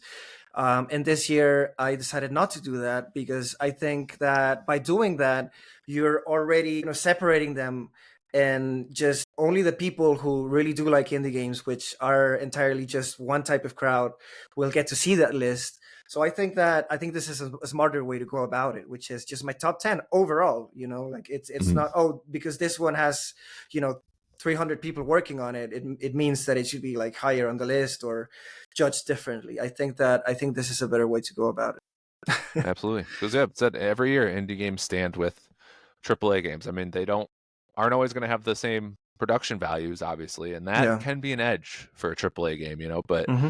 indie games have their own ways to combat that. And said that's what I think I hit 3 on my top 10, several right on the edge, and same for you. So, Yeah.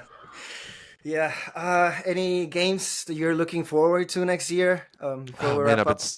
I've been so focused on this year that like I'm like rarely like that hype for future games because I'm just so focused. I'm still playing like all these games, but Expedition 33, just looks Ooh. like such a cool mix of action and turn-based combat. You got Ben Starr involved. I'm in.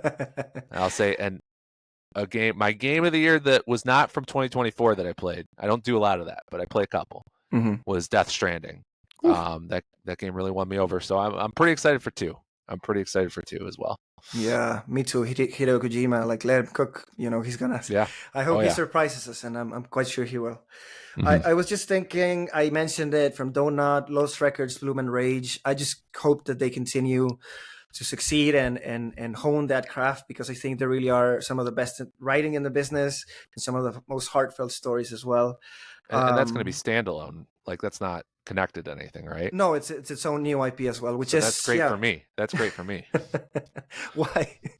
Well, because then I could jump in on it. Like the Life is Strange thing, it's like, oh Okay, god, okay, I got to play the first game. You know what I mean? yeah. Like this one, it's like, okay, cool. I'm just gonna play it. So that's I great. get it. I get it. Earthblade, from the developer of Celeste, extremely okay Oh, games. Celeste is Yeah, awesome. it is. And finally, Wonderstop from, yeah, it's the same studio as Stanley Parable, which is a Oh, really okay. great Oh, game. interesting. Didn't expect Yeah, that. it's a game. Yeah, absolutely. That's what has me really intrigued by by it. So I don't know. There's a lot of great games that are coming on the horizon, and I just want to say thanks to you, man, for taking the time to talk about it, to talk about all of the games this year that came out, and for congratulate you for your work, because god damn, like it's as a writer myself, it can be difficult, and you have written so much this year, and it can be a very lonely job. So I'm glad that we can get out of our heads and talk about these games, and share our thoughts. Thanks, Andres. Yeah, that was. It's been a fun year. I've had a great time doing this, so I'm not going anywhere with it. And this being on this podcast with you / you writing on my blog is awesome. Like, I love the collaboration. So I've met a lot of great people here this year doing this, and Yeah. you're one of the best. I mean, if maybe I'll have to do a top 10 list for that too. We'll see. Oh man, yeah, thanks so much. It's so funny because I hadn't mentioned that, like, yes, it's the holidays, and I had this funny hat on, and I hadn't said anything during the whole podcast. But anyway, yes, I hope this collaboration is not the last one. I would love to continue, sometime popping into the Big Nerd Gaming blog, and keep on collaborating. But my agent's phone is always open for you. All right. Well, thanks so much, Westen, aka Big Nerd Gaming. Please be sure to check out his blog and his social media. I don't know if you want to plug in. Yeah, I'm Big Nerd Gaming on Blue Sky, Threads, and Twitter. I'm on Facebook too, but I don't really use that. And then, yeah, if you want to read Andre's list over, that by the time this is out, that will be up on BigNerdGaming.com. I'm doing top 10 indie. We just talked about not separating them, but I am doing top 10 indie games separately. But also, I'm including indie games in my overall. So I'm doing a top 10 indie games. I'm doing an awards where I have all those random ranks I was just telling you. Yeah. I'm doing my top 30 moments of the year. I'm doing my top 10 games of the year. I'll have an honorable mention list too. It's gonna be great. Yeah, I am personally looking forward to that. I've been listening to you talk, and also mentioning this lists that you have already written down. I'm sure I'm looking forward to that. Awesome. Love it. Love it. Anyway, and yeah, this just wanted to say this project that started in February of this year it's been great to you, Westen, and to all of the other people that have taken the time to be a part of it. All of these other guests, I'm really grateful, and to anybody who's listening, to everybody who's listening, thank you so much as well. I'm Andresplays. This is the GamesCreed podcast, and thank you so much for listening.